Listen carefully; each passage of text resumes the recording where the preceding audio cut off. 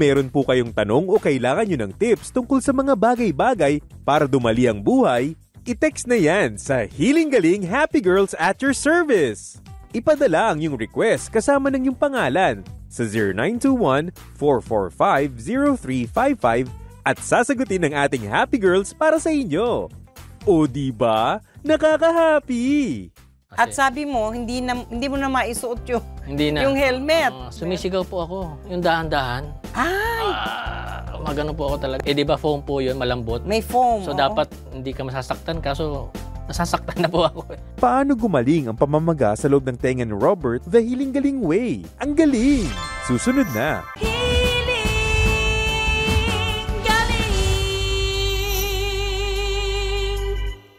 Mga kapuso, nais po naming ipabatid na hindi po konektado at wala pong partnership ang Hiling Galing sa anumang ibang herbal products gaya ng Miracle Drops, Bitoon Oil, Alingatong Herbal Oil at ng Alingatong Herbal Tea na pawang gumagamit ng aming mga videos ng walang pahintulot. Tulad po ng Panata sa Bayan dito sa GMA Network, labanan ng fake news, dapat totoo. Kung kayo ay may katanungan, mag-text lamang sa 0921-445-0355 o kaya ay mag-email sa healinggaling@ymail.com. Maaari ding mag-comment sa Hiling Galing official Facebook page o magpadala ng sulat sa Hiling Galing Main Office sa 522 Quirino Highway near Corner Mindanao Avenue, Novaliches, Quezon City. Ang magaling sa kalusugan, magaling ding kumilatis ng produkto. Dahil maraming nagpapanggap at maraming nanloloko. Bumili lamang ng original na Hiling Galing products sa tama at mas mababang presyo sa authorized outlets na nakalista sa website o sa nag-iisang Hiling Galing online shop sa Facebook. Maging magaling sa kalusugan. I-text ang 0921-445-0355 para sa pinakamalapit na authorized Hiling Galing outlet sa inyong lugar.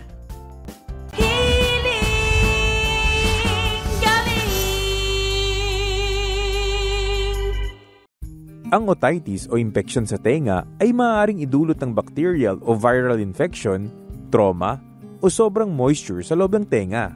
Ang mga sintomas ng otitis ay karaniwang nararanasan matapos magkaroon ng sipon.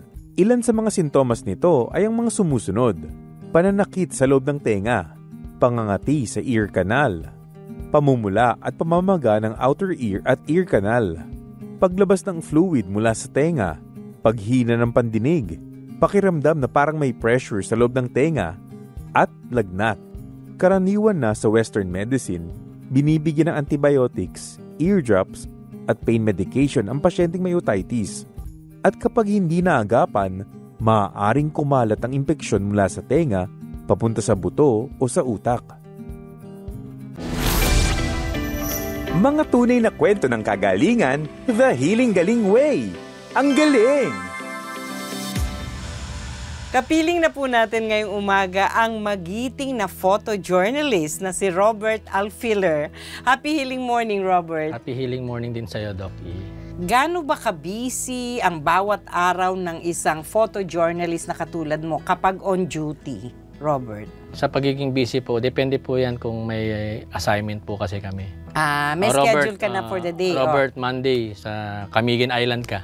Takbo ka doon. Invited ka na ng Department of Tourism to cover secretary. Sa Thursday, sa sa Pasig, may event doon. So, ini-schedule po siya, Doc. In a week, kailangan ko rin mag-compose ng 2 pictures in a day. Kailangan mag-submit ka ng 2 picture na makakapag-capture ng interest ng inyong readers. Opo, human interest. Okay, at lagi kang ready kasi kaya pala nakamotor ka. Opo. Gaano katagal ka na ba nagmumotor? Bali, 6 years po. 6 years na po. Unti-unti ba yun? O bigla na lang na, aray ko, at hindi mo na maisuot ang helmet mo? Biglaan po, Doktor. Possible po kasi yung dumi po ng helmet. Sabi rin po nung doktor na may tendency na pumapasok din po sa tenga yung Walang protection ang tenga, Opo. no? Yung nag-pandemic po, Magsusuot po talaga ako kasi may naka-cover na rin po kasi init po siya, lalo na pag ano. Kaya hindi ko na po siya sinusuot nung lumuwag na po yung ano. Okay. Tapos dumating itong mga bagyo. Oh, yan po. Nitong taon na to, di ba? Iba-iba po yung weather. Nagkaroon ako ng ubo.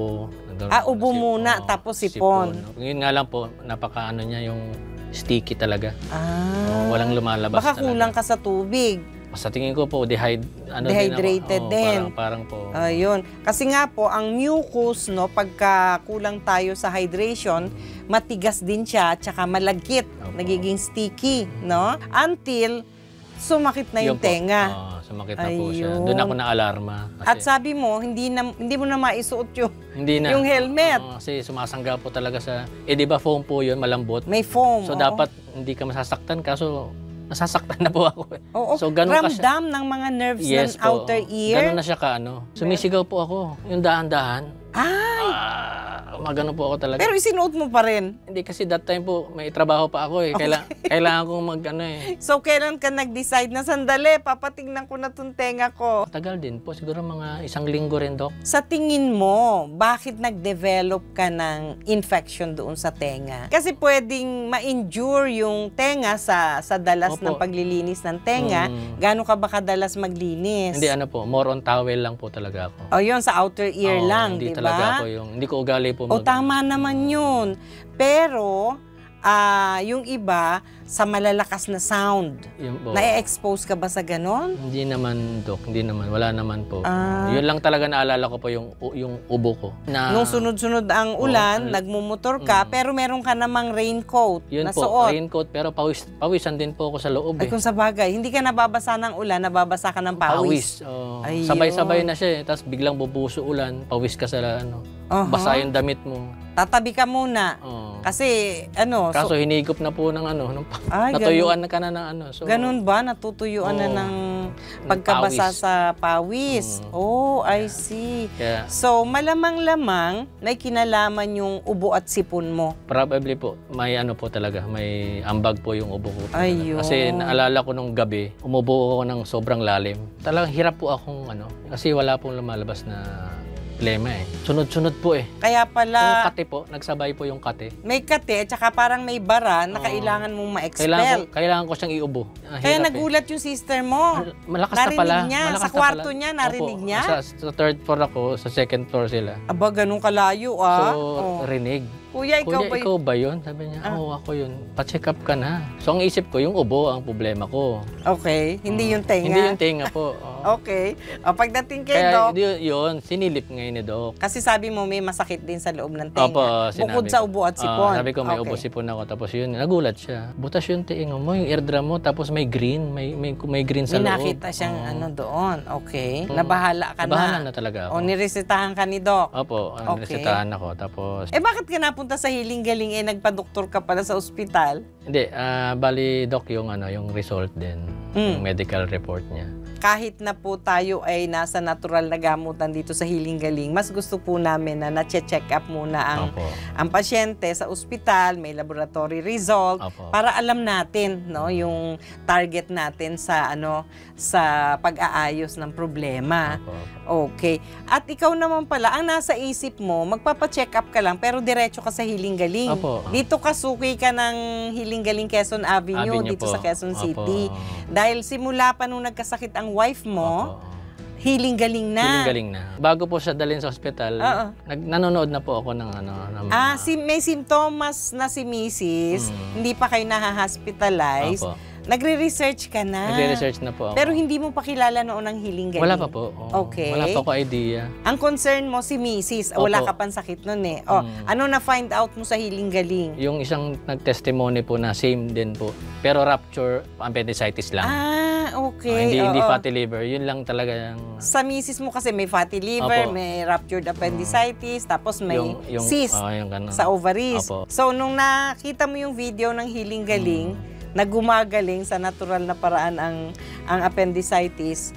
Kinontak ko po yung nag-testimony. Kinontak mo yung pasyente natin. Very good. Pinesbook ko po. Sabi niya, opo, ako po yun. Saka Awa ng Diyos po to, gumaling po ako. Sabi niya gano'n. So parang nagkaroon ako ng hope eh. Okay. Na pwede si Mrs. gumaling sa Hindi, possible talaga, Dok. Nagpa-check po kami ulit. Kaya nga, nagulat nga kami. Fatty liver, Wala na. Wala na. Tapos yung sa appendicitis, okay na rin siya. Hindi na ako nag-alala sa kasi may healing galing talaga. Alam kong gagaling talaga ako. Simple lang to eh. Yan ang fighting spirit yung misis ko nga po, napagaling ng 3 sakit. Ito, sa tenga lang. Ikaw tenga pa lang. Sa pagkonsulta mo sa Healing Galing Quezon Avenue branch, ano yung mga ni-recommend na Healing Galing products na gamitin mo? Yun po yung Healing Galing Oil. Okay. Tapos yung Serpentina tablet po. Ayan, yung dilaw na tableta na may tatak na HG para sa inflammation. Kasi masakit na nga, di ba? Tapos yung herbal vitamins B1, B6, B12, tig 100 milligrams after meals, 3 times a day. Yung Serpentina tablet naman ay 10 tablets. 10 kasi mahina po ang herbal, no? Kaya gano'n na talaga ang ating pinapayo sa pasyente. And isang araw lang, maginhawa ka na, di ba? May na. Bago ka mag-massage sa tenga ng Healing Galing Oil, pinatakan mo ba sa loob? Pinapatakan ko po. Pagpatak mo, medyo nakatagilid ang ulo, hanggang parang naa-absorb na siya. Nagsasubside sa loob eh. Dahan-dahan. Yan, okay. Tapos, ayan, massage ng Healing Galing Oil. Ko, labas. Tapos, ayan, gano'n naman. 1 day lang, pero tinuloy mo pa din. Tuloy pa rin, Dok. Pero nakuha mo na yung ginhawa na hanap mo on the first day pa lang nagamot. Kasi patak ko po na talagang sinagad ko yung patak eh. Ganun ba?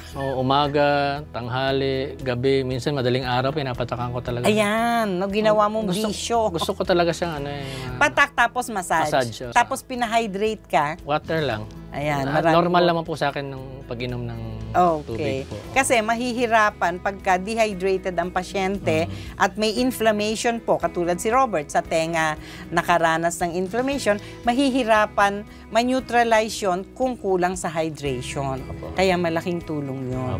Payuhan mo nga mga kapwa mo rider kung paano iingatan yung tenga na yan kasi napipirwisyo pala yan sa napakahigpit na helmet na sinusuot nyo. Paano ba dapat gawin? Lagyan po natin na ng yung parang bonnet na ito lang yung kita para maproteksyonan po yung tenga natin kasi according din po doon sa doktor na pinapasok din po pala na ng mga dumi yung tenga natin. So, At saka maganda rin yung sinusuot na hairnet, di ba? Meron po. Kasi pinapawisan din tayo, tapos hindi naman natin nalalabhan yung helmet natin. Yung wastong pag-iingat, pagkatapos gamitin ang helmet, punasan na po kaagad yung loob, tapos hayaan ng air dry. Wag naman sa sun drying kasi magkakrak naman yung foam doon. Ang kailangan ay yung wastong pag-maintain ng helmet, hindi yung gamit lang ng gamit, no? Nang matuto si Robert tungkol dyan, bumili ng kotse. Kala mo bumili ng helmet, ha? Kala mo bumili ng bagong helmet si Robert. Kotse na po ang binili, ayaw na niya mag-helmet. Pero congratulations, Robert, ha? Matyaga ka. Ang mga napapagaling natin mga pasyente dito sa Healing Galing ay tunay na matyaga, no? At saka naniniwala sa natural na gamutan. Yan, marami ka mai-share sa mga ibang ma-encounter mo mga tao sa pagiging magaling na photojournalist. Maraming salamat, Robert, for gracing the show. Thank you rin. Saludo po ang Healing Galing sa magigiting nating mga photojournalists at media practitioners tulad ni Robert na walang sawang naglilingkod para makapaghatid po sa atin ng balita. At ang magandang balitang naihatid niya sa atin ngayong umaga ay ang kanyang tunay na kwento ng paggaling sa tulong po ng ating natural na gamutan, The Healing Galing Way. Kung may pahabol pa po kayong mga katanungan, ipagpapatuloy po natin ang talakayan tungkol sa mga problema sa tenga at iba pa sa ating pong i-consulta live online program mamayang alas 9 hanggang alas 11 ngayon din pong umaga sa Healing Galing official Facebook page at sa Healing Galing YouTube channel. Muli ako po ang inyong lingkod sa kalusugan, si Dr. Edinel Calvario na laging nagpapaalala, may hatid na kalusugan ang luntiang kalikasan. Happy healing morning po!